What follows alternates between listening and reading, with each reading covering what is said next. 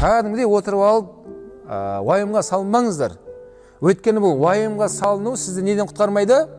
Қарыздан құтыламайсың сен.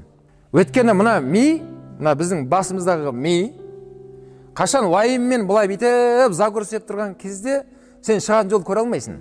Шығатын жолды көру үшін мына ми өзінің жұмысының функциясын атқару керек. Мысалға, неге шариғатта ашуланып тұрған кезде үкім шығарма дейді?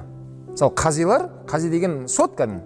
Біреудің соты жүріп жатқан болса, сөйтіп ана жердегі сот қази кәдімгі эмоцияға беріліп, былай дауыс көтеріп, ана жердегі қылмыстың енді естіп жатыр ғой не істегенін.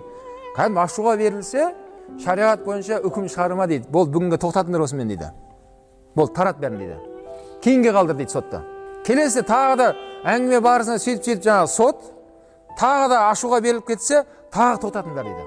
Қашан ол кісі ашуға берілмей, осылай қалыпты жағдайда тұрғанға дейін бұл жалғаса береді бұл процесс. Неге? Өйткені адам уайыммен, қайғымен тұрған кезде ми жұмыс жасамайды. Дұрыс үкімде шығара алмайды.